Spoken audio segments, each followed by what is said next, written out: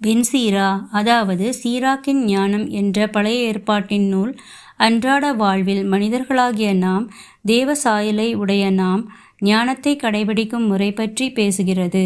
கிரேக்க மொழி மற்றும் எபிரேய மொழியில் இருந்து மொழிபெயர்க்கப்பட்ட நூலில் இருந்து மனிதனுக்கு கடவுள் கொடுத்துள்ள விருப்புரிமை, அதாவது ஃப்ரீவில் பற்றி கூர்ந்து கேட்டு நாம் நடந்து கொள்ள வேண்டிய வழிகளை இறைவார்த்தை வழியாக அறிந்து கொள்வோம். ஆண்டவரே என் வீழ்ச்சிக்கு காரணம் என சொல்லாதே. தாம் வெறுப்பதை அவர் செய்வதில்லை. அவரே என்னை நெறிபிரள செய்தார் என கூறாதே. பாவிகள் அவருக்கு தேவையில்லை.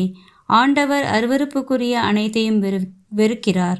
அவருக்கு அஞ்சி நடப்போர் அவற்றை விரும்புவதில்லை.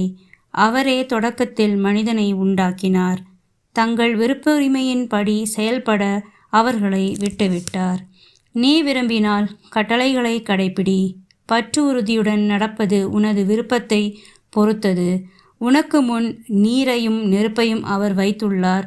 உன் கையை நீட்டி உனக்கு விருப்பமானதை எடுத்துக்கொள். மனிதர் முன் வாழ்வும் சாவும் வைக்கப்பட்டுள்ளன. எதை அவர்கள் விரும்புகிறார்களோ அதுவே அவர்களுக்கு கொடுக்கப்படும். ஆண்டவரின் ஞானம் பெரிது. அவர் ஆற்றல் மிக்கவர்.